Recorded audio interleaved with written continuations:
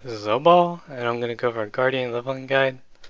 This will help you learn how to play the Guardian proficiently and get yourself acquainted with meta builds and damage rotations and using all the best support you have available from level 1 to 80. This will help you transition yourself better to dungeons with fractals or whatever high-end PVE you do later on. And what is a Guardian? A Guardian is basically a protector of the group while still doing mid to high tier damage based on the other professions. And the best support you have is damage mitigation, and it takes very little trait points, which mostly go to DPS lines anyway, and just using the right utilities at the right times and having the right ones on your bar for the occasion. And damage mitigation things that you have are blind spam, projectile defense, and aegis. You also have permaprot from hammer if you choose to have more and use the hammer build. And you also have CCs, condition removal, and stability. And so why would you not build yourself to be a tank? You don't want to do that since all it's really going to do is tank your damage, and damage is a really good form of support. Aggro doesn't really work that way. Things aren't just going to flock to you all the time. It's only good for a few things in fractals. Other than that, it's not a good idea. And building yourself as a healer is just plain awful because healing power scales so terribly. Damage mitigation is a lot better since things hit very slowly and they hit very hard. Your weak heals aren't going to be the difference between getting 1-2 shotted. It's better just to negate the damage. So I'm going to go over traits first. And you get your first trait point at level 30, which you spend into Radiance to get Justice is Blind. Every time you activate your Virtue of Justice, all nearby foes are blinded. Should be getting used to using that to start every fight, since that's what you should be doing later on. Unfortunately, you won't get blind spam until level 60 when you unlock Master Traits to get Renewed Justice. And once you get to 36, you'll have 2 points, and I would suggest getting rid of this temporarily and putting 2 in honor for superiority. Reason for this is to get retreat more for more swiftness, since a lot of open world leveling is just running around all over the place, and you want as much swiftness as possible. And if you're doing dungeons at this point, you don't want to have points in honor. Instead, you want to have Master of Consecration, so put the 2 points in to virtues over honor. And Master of Consecrations will make your wall and purging flames better.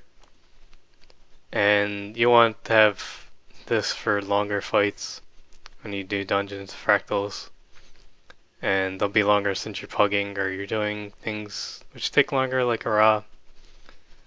Other places like AC, if you have lots of damage from fire exploit sword or something, you won't really need it. But odds are you'll be pugging and your damage is pretty bad since you're still leveling. Fights will probably be taking a while. But we're just talking about open world for now. So go ahead and put that back. And at level 42 you get another point, so I'll go ahead and put that back to get Justice is Blind back. And level 48 you get another point. You want to spend that another point in Radiance to get Blind Exposure. It goes well with Justice is Blind. You get 3 Vuln for 10 seconds. That's quite a bit of Vuln, quite a bit of duration. And you'll be getting a lot of Vuln between your Virtue and Leap of Faith, Ray of Judgment, Flashing Blades. You'll be doing damage rotations. You'll be doing lots of blinds, lots of Vuln, lots more damage. And level 54 you get another point. There's really not much to spend it to, so I would just spend in the virtues to get might when you activate your virtue. And once you get to 60, you'll get one more point and be able to spend your points into the master line. And the first thing you want to pick up is Renewed Justice. It's your virtue is renewed every time you kill a foe, so you'll finally get your blind spam. It's more damage mitigation for you and your group, and more vuln, so it's more damage as well. It's really strong, and these 3 points should be in any good Guardian build for PVE. And once you get to 66, you'll get 2 more points, and you'll be able to start specializing into whatever build you're running, either Greatsword, Sword Focus build, or the Hammer Greatsword build. So I'm going to go over a Greatsword Sword Focus build since that's better situated for open world PvE. So with your 2 points that you get, I would just spend it in the virtues to get Master Consecrations to start getting used to having that, since you'll be using that later on and for dungeons and fractals. And with your other point, from there it'd be best to pick up another point in the Radiance to get Powerful Blaze to boost your damage from a sword. There are some cases where using a scepter would be better, since you're fighting a boss with a huge hitbox. It's not going to be moving around a lot. If that's the case, I would pick up Radiant Fire for the burning duration, since you won't be using a sword. And then at level 72 you'll get 2 more points. From there I would just put it in the virtues again, so you get familiar with using the support you have earlier on. And whenever you're in situations where there's a lot of conditions, you would take Absolute Resolution. It has a huge range and gets rid of 3 conditions, so it's a really strong skill to use when there are a lot of conditions. If you need a lot of stability, Indomitable Courage is really great. Again, it has a huge range like Absolute Resolution did. This ability's not that long, but it'll be enough for most things that you'll do. And whenever you don't need either of those, you'll just want to run Unscathed Tender, just pick up more damage. And once you get to 78, you have 2 more points. You just put in the damage. There's really no other good support that you can pick. And you'll want to pick up Fiery Wrath. With your blind spam, you'll be constantly using your virtue, which does burning. So you should be able to keep that up fairly easily. Especially if there are people around you or you're in a group. And once you get to 80, you just want to grab damage multipliers. 10%, it's a lot. And 1% per boon. You usually have 4 boons on at a time on average, so that's pretty good as well. And you're 80 now, so you're really not going to be running around maps all day to level, so you don't need these points in honor anymore. You can go ahead and dump them into Zeal to pick up Zealous Blade, do 5% more damage with Greatsword, and at times you'll be using Scepter. You want to go Scepter Power, 10%, while using a Scepter. And this is basically the meta build for open world and dungeons where you need more support. And basically you've been learning how to play it since level 1. So I'm going to go over the Hammer Greatsword build now and how to build that. So this is what your trade set would look like at level 60. And like I said before, at level 66 you'll get 2 more points and you'll be able to start specializing in the 2 different builds. And you should use your 2 points in honor that you just got for Rooted Persistence, and this will make more hammer ticks, which will lead to more damage, and you'll get permanent protection now, given that your symbol will last longer. And that's a third less damage you'll be taking, which is really good. You'll still be getting lots of blinds, but you'll get a little less since you won't have a focus to swap to, and Hammer doesn't have any blinds. So that's really the only trade-off, but in group setting it matters less. And at level 72 you'll get 2 more points. So from there I would just spend it and starting to get support, learning how to support, or master consecrations. And you have 1 more point. Really not much of a great choice to spend it to. So I would just go ahead and put in Radiance or Radiant Fire. Get more varying duration. And level 78 you'll get 2 more points. So you want to go ahead and spend them into Zeal to get Fiery Wrath and do more damage. Really don't need any more support. You've already got it all. You got Perma Prime Spam and Consecrations traded. And you have 2 points in Zeal now, so you can get Symbolic Exposure to do more Vuln that you've lost since you don't have blinds from Focus anymore. So you want to take that trade out, Radiant Fire, because it's not that great. And you want to grab Symbolic Exposure. And at level 80, you'll want to put your last 2 points in to Radiance to get Radiant Power for the 10% damage. Again, it's not that great of a trade, but it's okay. It's just more to get to Radiant Power, which will be better than anything else you could put your points into. If you're using a sword, because you really need more blocks, because you want to run Focus and get Shield of Wrath, you want to run Powerful Blades. But if you don't have a sword, Radiant Power is the way to go. And this is basically the meta build that you would run for Hammer, mostly for Fractals or if you're just starting out. I'm going to go over skill use and unlocking. And for heals, you start off with Shelter. This is the best heal for PVE since you shouldn't be taking much damage and be doing blocking rotations of this. Your Aegis's, Renewed Focus, Shield of Wrath. You shouldn't be taking much damage, so you shouldn't be needing much of a heal. And you already have a low health pool anyway as a Guardian. So this is the best heal by far. You can hold off on getting Signet Resolve. It's only good for occasions where you can't block attacks. And that mostly happens in Fractals. If that's the case, it's better than Shelter. And for the first set of skills, you want to get Retreat first. Like I said earlier, you want Swiftness and a lot of Swiftness to get around. You'll be using this 90% of the time for anything you do in PvE. It's really good in dungeons for the extra blocks as well as Fractals. You want it there too. And the next skill you should unlock is Wall Reflection. This is basically why you would take Guardian in the group for dungeons, Fractals. Whenever there are projectiles, you want to have this on your bar to be negating damage for you and your group, as well as dealing damage back.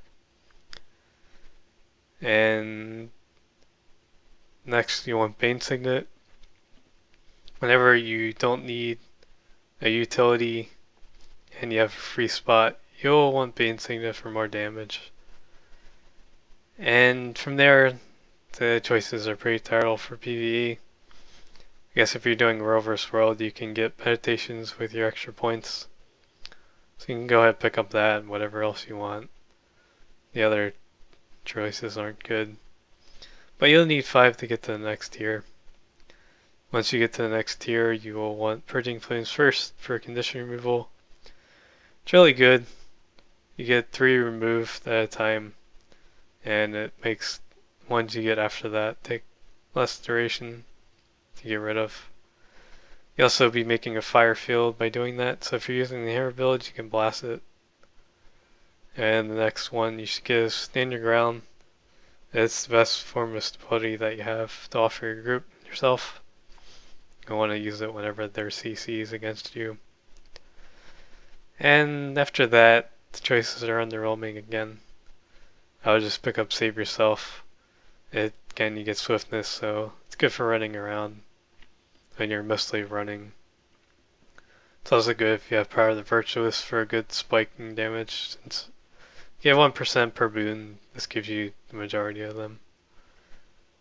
And after that, you can pick up meditations again for Rover's World. Really nothing else good there. Once you get to the last level, you can get Shielded Avenger first. You want to use that when there are a lot of projectiles, so you can alternate wall, shield, wall. And this is amazing for fractals and some dungeon encounters that last a long time. Have a lot of projectiles. After that, you can hold off on getting more. Hollow Ground and Sanctuary are good for some things in Dungeons and Fractals, but you won't be using them too often, but you'll still want to pick them up. The other things aren't that great. This is pretty good for running things in a raw. This is good for underwater, I guess, and the underwater fractal. You can get them later on when you have points to burn. And for elites, once you can get elites, you want to get renewed focus right at the start to renew your virtues and to get a 2-second invuln to work in with your block rotations. Tomb of Courage is pretty decent for some fractal events, but you won't be using it much at all, so you can hold off on getting that. Tomb of Wrath, there's really not much of a use for that, so you can hold off on getting that as well. So I'm going to go over gear and consumables next that you'll be using for leveling. To start off, you can only get one stat. Power would be the best, and it's called Mighty. 21, you'll get 2 stats. You should go for Power Precision, it's called Strong. And level 60, you get 3 stats. Get Power Precision Ferocity, it's called Berserker. And you should be using Sigils of Speed. Make you go faster, you get more Swiftness. Swiftness is great for leveling, saves you a lot of time. It's what you want. And I usually just get blue gear every 5 levels. You can sell it back when you're done with it. I don't really bother with runes because you just keep getting more gear every 5 levels or so, and you won't be able to sell it after that. Consumables, I just go with chance to gain swiftness when you kill a foe. Get more swiftness is good. It's what you want for leveling, getting around the world quicker. And for utility, you can just use stones. You won't have much precision or ferocity. For oils to be worthwhile, stones will be better to get more power.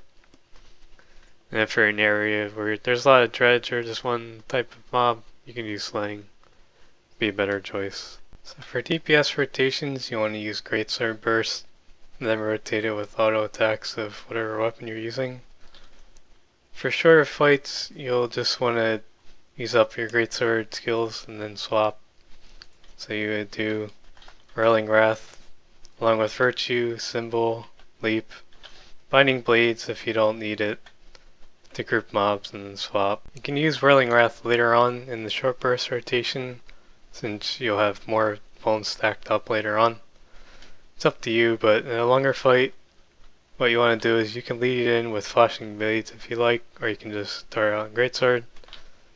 And you want to use Whirling Wrath and Virtue, Symbol, Leap, Binding Blades, auto attack, and use Whirling Wrath first so you can get in a second one before swapping.